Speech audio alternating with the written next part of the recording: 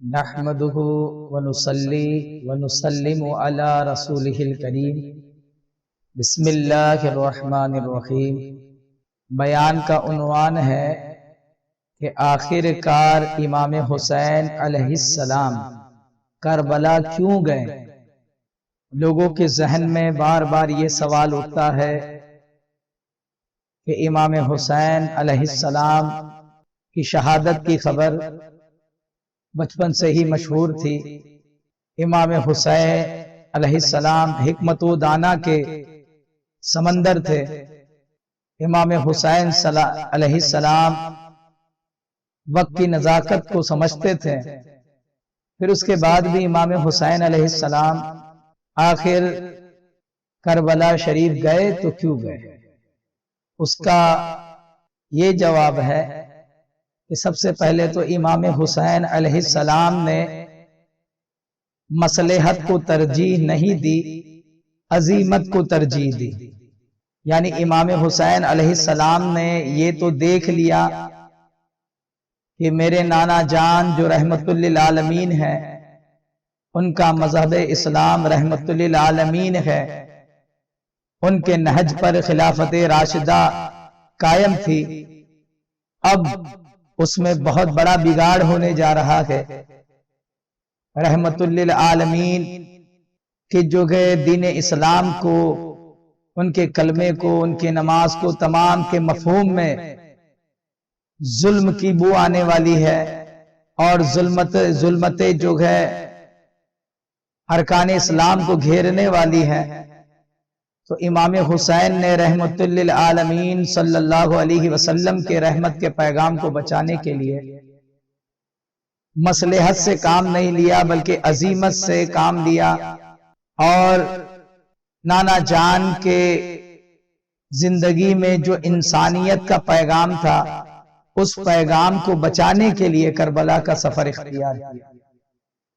انسانیت کا پیغام جیسا کہ اللہ تبارک و تعالی نے قرآن کریم میں ارشاد فرمایا، الرحمن علم القرآن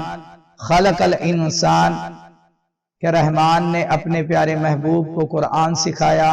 اور انسانیت کی جان محمد صلی اللہ علیہ وسلم کو پیدا کیا۔ تو یہاں جو خلق الانسان میں انسان ہے،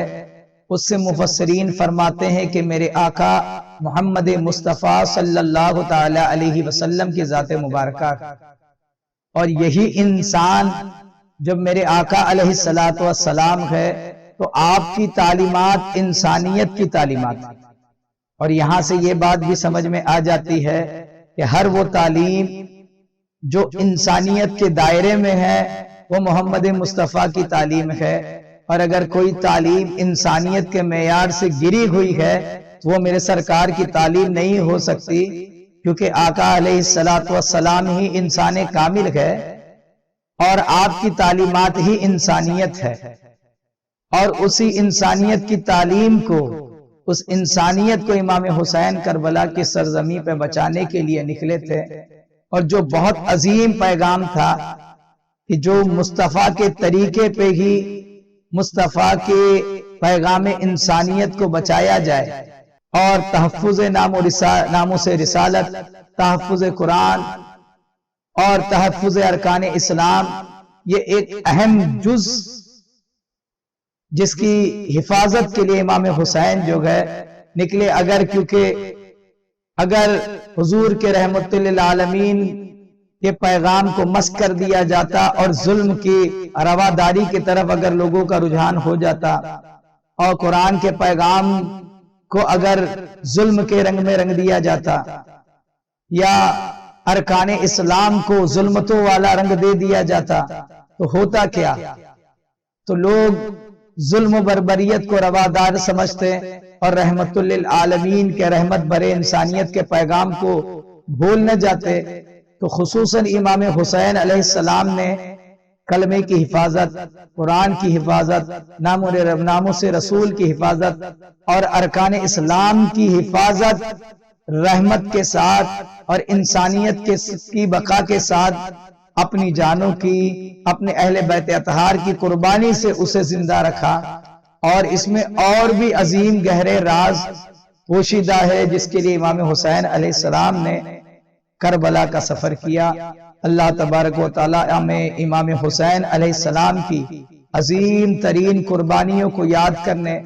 اور جس انسانیت اور رحمت للعالمین کے رحمت کے پیغام کو زندہ کرنے کے لیے امام حسین علیہ السلام نے قربانیاں دی، اسے یاد کرنے، اس پر عمل پیرا ہونے اور اپنی زندگی میں لانے کی توفیق عطا